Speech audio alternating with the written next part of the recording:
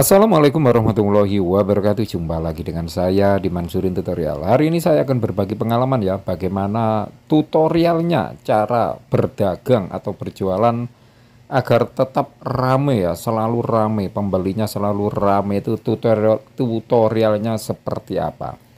Dan pengalaman saya ini, saya berjualan di sekolahan, khususnya di SD ya, khususnya di SD ini hampir 15 tahun lebih ya, kurang lebih 15 tahun lebih saya jualan di sekolahan, sehingga saya hafal sekali bagaimana caranya agar dagangan kita tetap laku. Ini saya jualan belakang di belakang kebun ini ya, itu pojokan ada kantin, pojokan kantin. Nah, ini saya berada di depan di simpang 3 kebun yang sangat jauh sekali dari pintu gerbang.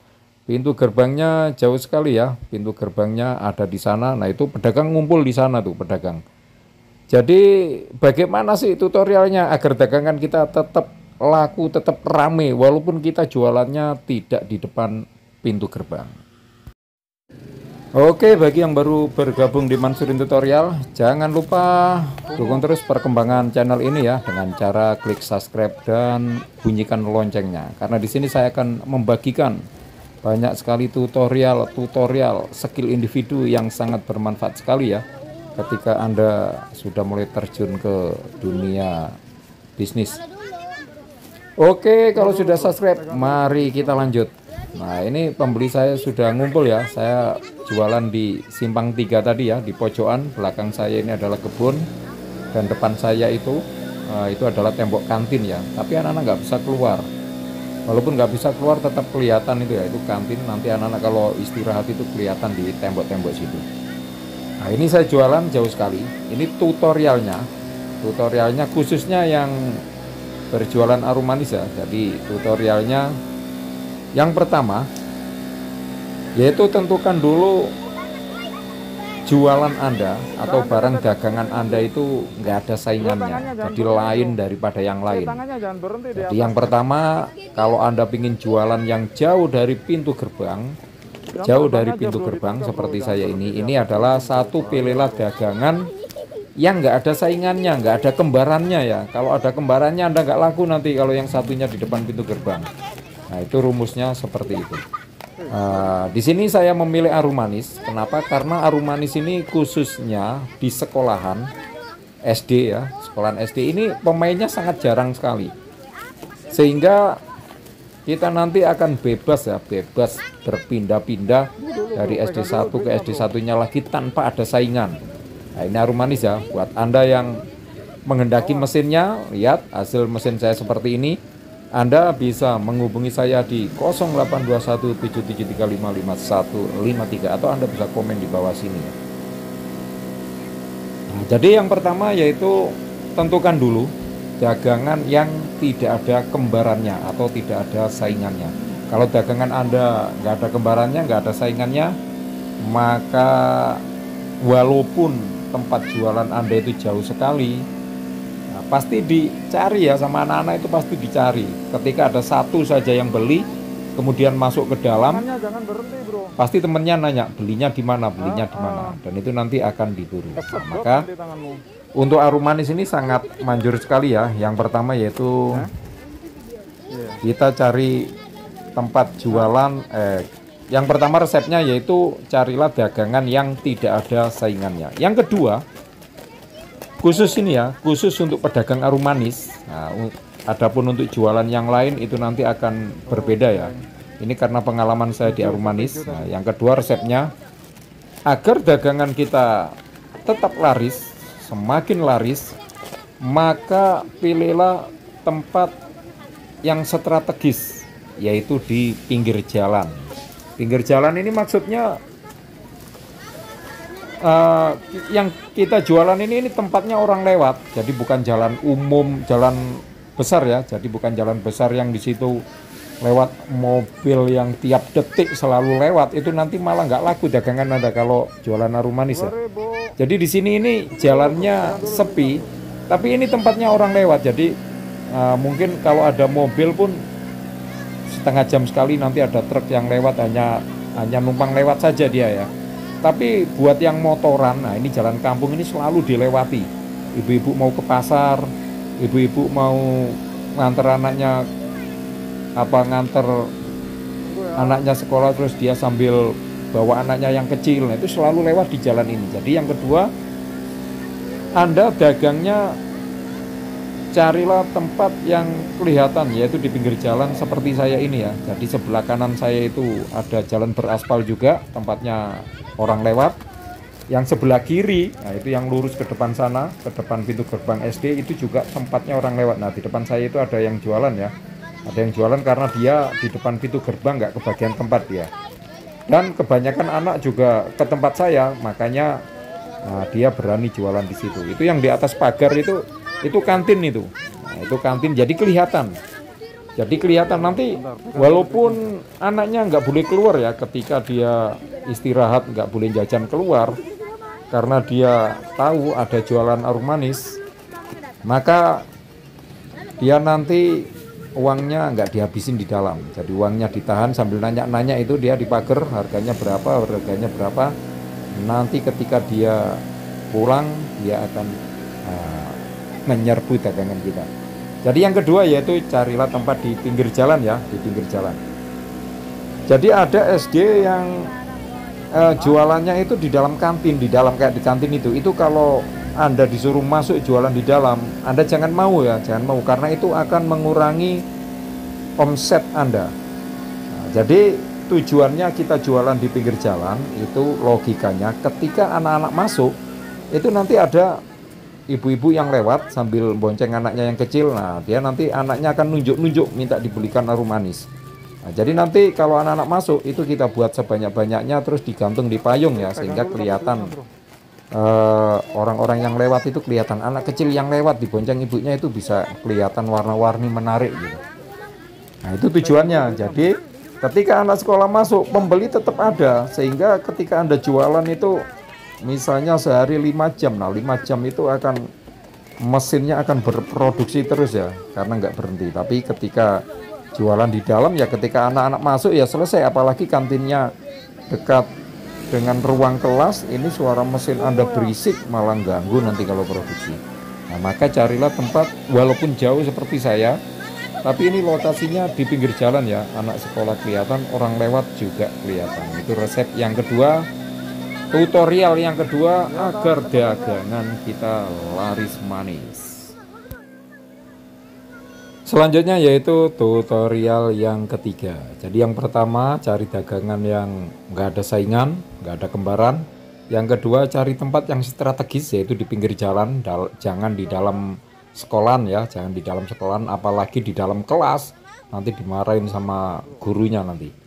Jadi cari yang di pinggir jalan. Yang ketiga yaitu selanjutnya yaitu kita akan membahas yang ketiga ya. Yang ketiga yaitu kita harus bersedekah ya. Kita harus bersedekah karena sesuatu yang kita sedekahkan maka dia akan kembali kepada kita dengan membawa teman-temannya ya. Jadi kalau kita sedekah uang gitu, maka uang itu akan kembali kepada kita dengan membawa teman-temannya. Nah, yang saya maksud sedekah di sini yaitu kita kalau jualan jangan pelit-pelit ya. Jadi jangan pelit-pelit. Misalnya ada anak-anak itu minta kerak, kita gratisin saja keraknya. Nah, jadi jangan sampai dijual ya. Itu kesempatan kita untuk sedekah. Nah, nanti yang kita sedekahkan, nah, dia akan membawa anak-anak yang lain. Yang kita sedekahi tadi kan masuk ke dalam, oh minta sama mamang itu boleh ya. Nanti dia akan membawa anak yang lain. Kalau sudah ngumpul di sini, nah, maka dia akan tertarik untuk membeli. Nah, contohnya ini ya.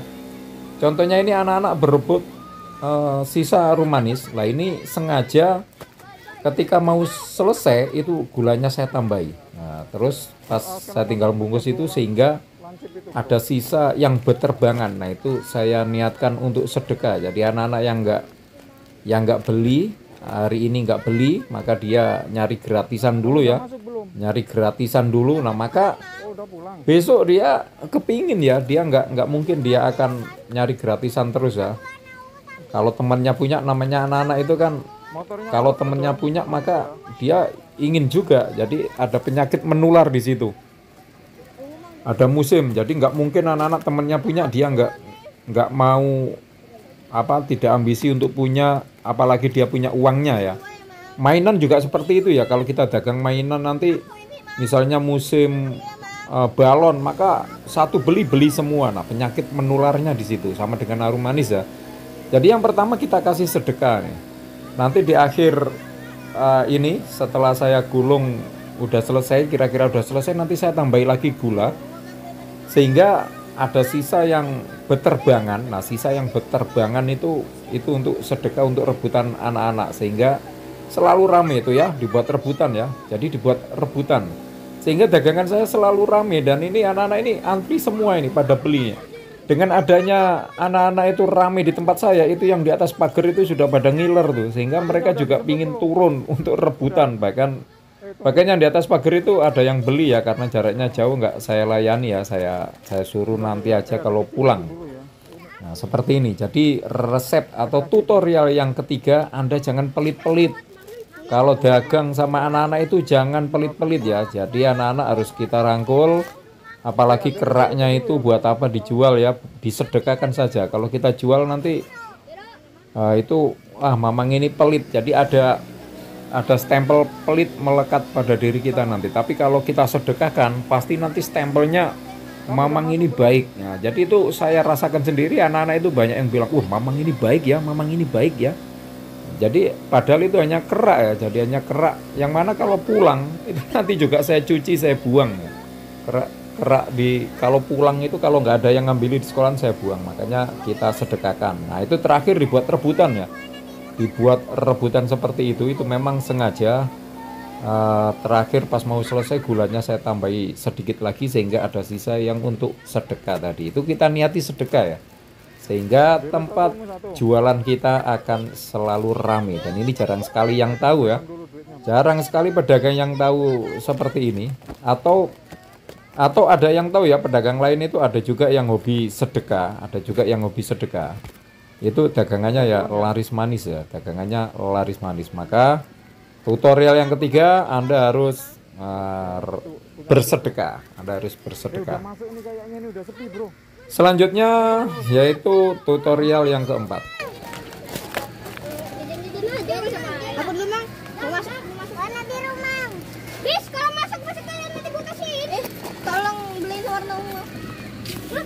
Tolong beliin warna ungu.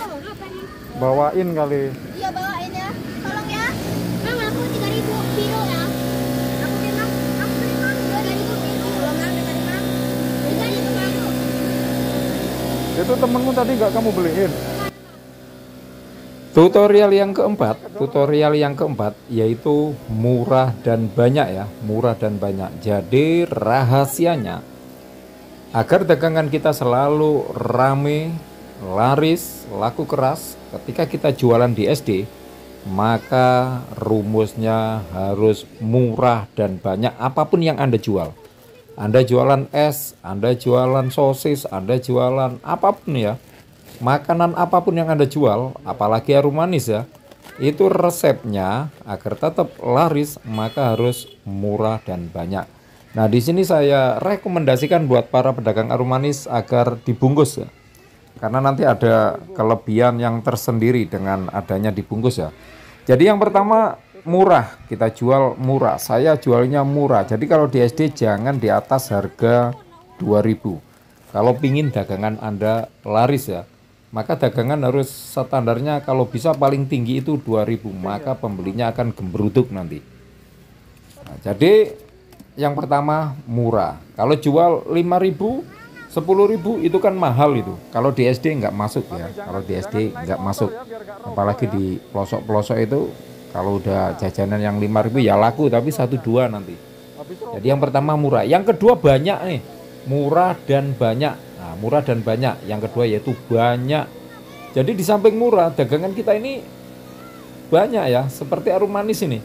Ini standarnya harga 5.000 ini ya. Jadi yang plastik kosong ini kalau di hajatan saya jualnya harga 5.000. Dan nanti saya pesen juga kepada anak-anak, kalau ketemu saya di hajatan harganya 5.000. Karena ini pelajar, maka saya diskon sebagai harga pelajar. Nah, di situ.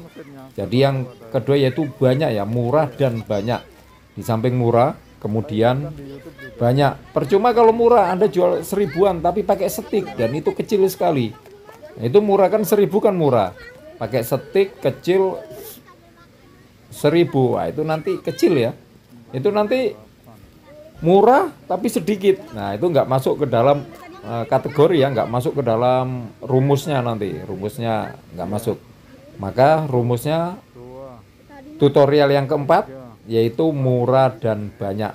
Dijamin dagangan Anda akan laris manis.